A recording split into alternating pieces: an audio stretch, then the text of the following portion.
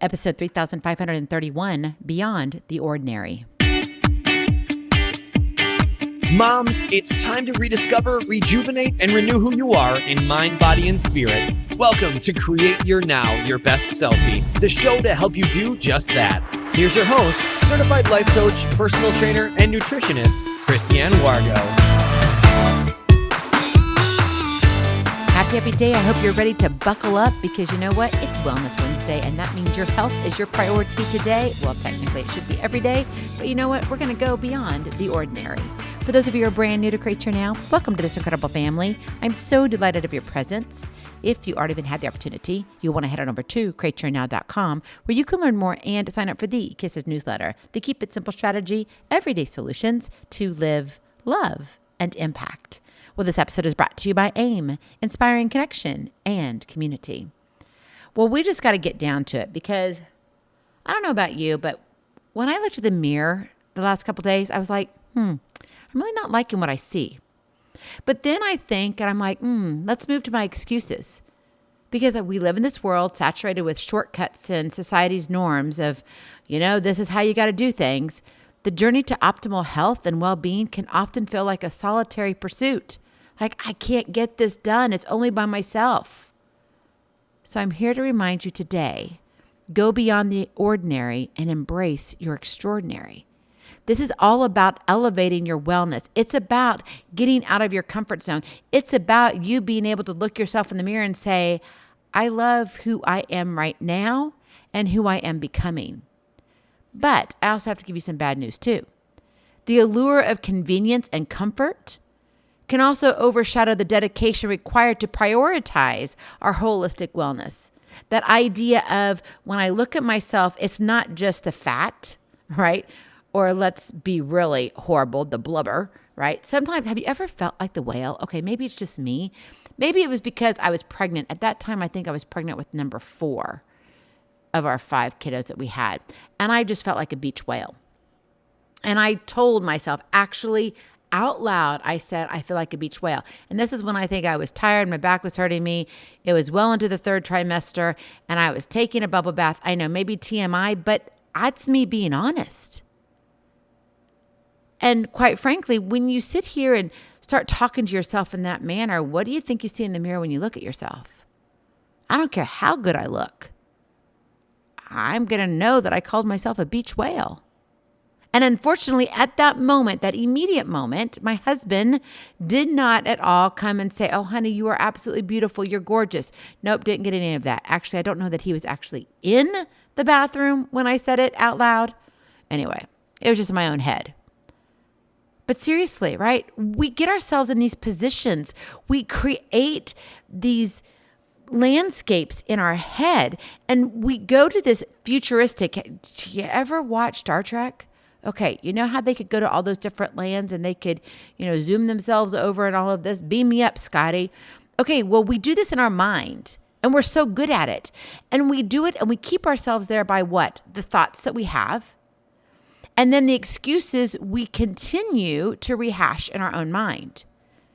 So I got to ask a question of you. What if you looked at your well-being from a different perspective? While the easy path may seem oh so inviting, what if you dared to diverge from the crowd, to venture into uncharted territory where your wellness takes center stage and your body is treated like the revered temple that it is? Because your body is the temple of God, right? Now, you know where I'm coming from that. So if you don't believe that, that's okay. My belief. What if you stepped into your power and reclaim your self-respect by nurturing your body, nurturing your mind and your spirit with intention and care? Oh, wait, but you're still living in the beam me up, Scotty. I've got all these things happen. The kids, I got my husband, I got my career, I got my church, I got my community, I got my volunteer activities. We're going every which direction. I got the dinner dishes and dogs to worry about too.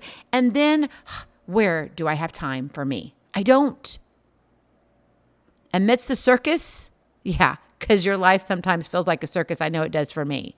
The circus of fad diets, fitness trends, whatever it is for you, it's time to champion a sustainable approach to living a life enriched with vitality and purpose. right? Here we talk a lot about what? Your presence. Well, your presence requires purpose, and purpose requires presence. They go hand in hand. There's not just one without the other. So what would it look like for you to champion a sustainable approach to living a life enriched with this amazing, beautiful landscape, an environment that actually celebrates your uniqueness and honors your innermost desires, honors your body, honors who you are and who you are becoming? But before we get to what we need to do and how we do it, because I'm going to use some different words on you this time. I kind of wrote things out a little bit differently in my notes that I took. But I want to start with these questions first. What are you doing now that you love? Did I catch you off guard? Of course I did. Because I'm not asking you what you don't like about yourself. I'm asking you, what are you doing now that you love? What is it? Name it. Come on, there's something else. What's the next thing? Okay, is it dealing with your career? Do you really love the dinner dishes and dogs? Maybe you love the dogs. Maybe you love to eat dinner, but the dishes, not so much, right? Okay, what is it for you? What do you love right now? The next thing, what do you want to do now that you need to start? What do you want to do now that you need to start? That means you're not doing it, or you're really not doing it well. What is it? What does it look like? What does it feel? If you started doing that, how would you feel when you would wake up in the morning? Maybe your muscles would hurt a little bit if you actually did some exercising. I don't know. Whatever you're thinking. And then the next one, hang in here. What do you want to stop? Now notice I put that one on the very end. Why? Because most of the time that's what we start with. And then we never start. So I'm asking you on the third time, what do you want to stop? Maybe you're overeating junk food. Did you ever think about not eating junk food alone and how that could change your life just by living up to that one habit? Incredible. I know. I'm trying to live it too. When I'm up late working for you and with you and working on Create You Now and writing and working on my book and the books to follow and also other aspiring authors that I'm working with, all of this stuff, right, which is all important, don't get me wrong. I love it. My heart's there. But I'm kind of, find myself in the munchy mood every once in a while. And I'm like, that's considered junk food. You can't eat it alone. I'm like, but I'm doing all this work for everybody else. Yep. There's not somebody else sitting in there and the dog doesn't count. Well, the dog would like to count because the dog would like to eat the junk food with me, but not good for the dog either. He's an English bulldog, 11 years old now. So we got to watch his diet. So what is it for you? What can you do to start what you want to start, love what you want to do now, and then be willing to stop what you need to stop? Well, you have to go beyond the ordinary. That is your Kiss to Keep It Simple strategy. And so does the Kiss. You got to go beyond the ordinary, right? It's got to be one of those things where maybe it's a little bit broken up. Maybe it's like, it's not perfect, but it feels good. What feels good to you? What looks good on you? Maybe you need to look at it from a perspective of, man, I need to start looking in the mirror more often, or I need to get that outfit out that I know I want to wear in the next 2 months. Now, I'm not saying it's 5 sizes smaller than where you are now. Okay, let's be real. But 1 size, 2 sizes, maybe. Depending upon what it is it a little extra stretchy? You might be able to get 3 sizes out of it. Okay, it just depends. But you got to go beyond the ordinary. You can't just keep doing the same old thing. Why? Because you're going to be back in that environment. Scotty, beam me up. Beam me up, Scotty. Come on. I want to go back to my excuse land. I love it there because then I don't have to do anything. But then guess what? When I love it there, then I hate it there at the same time. What is it? I hate it there because I don't like the way I look. I don't like the way I feel. I don't like the way I perform. I don't feel sexy. Intimacy goes down. I just, Go beyond the ordinary. Maybe you got to tell Scotty to beam you down, not up. Maybe you need to be grounded a little bit more in what you do. So what does it look like in real life? Number 1, what if you were to look at your nutrition with a conscious effort? I'm talking about conscious nutrition. Let go of the notion of food as mere sustenance. Instead, embrace it as a harmonious dance between your body and the nourishment it craves. And no, you cannot tell me it's craving junk food because it's a chemically induced crave. Get that out of your system, okay? Right? Beam me down, Scotty, not up. Every bite you take should be a love letter to your body. I just want you to hear that over and over and over in your head. Put it on your refrigerator. Every bite I take should be a love letter to my body. If your body doesn't like it, why are you putting it in? If you get heartburn all the time and you have to take these tablets, I'm not going to name brands or whatever you need to take, milk of whatever, okay, mom, whatever it is that you take to get rid of that, why do you eat then the things that you eat that gives you that kind of feeling? I mean, seriously, right? Are you saying, beam me up, Scotty? I'm going to live in excuse land. I love it. I hate it, but I'm there. I don't have to worry about changing. Or beam me down, Scotty, and I want to go beyond the ordinary. By mindfully selecting whole nutrient-rich foods and relishing each mouthful with gratitude, you not only fuel your body, but also nourish your soul. And through conscious eating, you can forge a profound connection with the sustenance that sustains you, flooding your body with goodness. I was watching a show. I don't know what show it was. I had the TV on. Oh, it was football. That's the show I was watching. It's got to be connected to football somehow, right? It was Niagara Falls. It was Monday Night Football. Yes, it was awesome.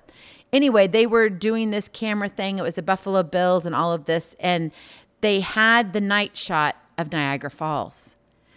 And when I was writing this out, making brief notes, it just dawned on me. I'm like, that's what I want to feel on the inside. I want this rush of goodness in my body. I want to feel alive.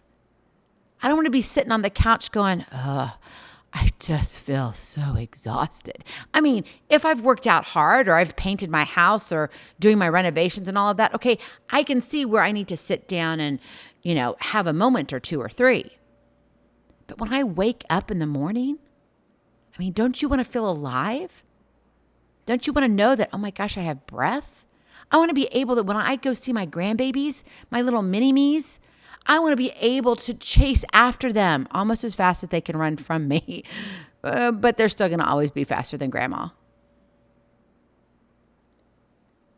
You've got to be able to draw your mind, body, and spirit to, that's the flood that I want to feel. What do you want to feel? What's that Niagara Falls feeling?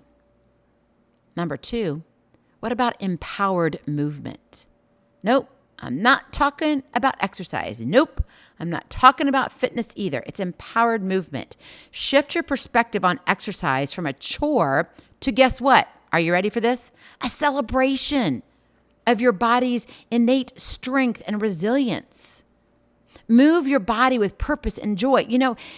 Funny thing, I was watching another show. It was America's Got Talent. It was the finale. And by the way, congratulations to the man who was singing. Dagnabbit, I cannot remember his name. He has a great voice, and it's exciting. Even though the runner-up that had the sweet little puppy dog, she would have been great too. Regardless, I was just ecstatic. A dream come true for someone probably who never would have reached their dream, right? But guess what? He had to get himself out of the ordinary, right? He had to go beyond the ordinary. And he had to say, okay, what do I need to do? I bet you he just wasn't sitting on the couch eating potato chips, even though maybe he could, stand to lose a little bit of weight. Not being judgmental here. I'm looking at just his health in general, okay? Making it only an outward appearance judgment. I don't know about his inners, okay? So be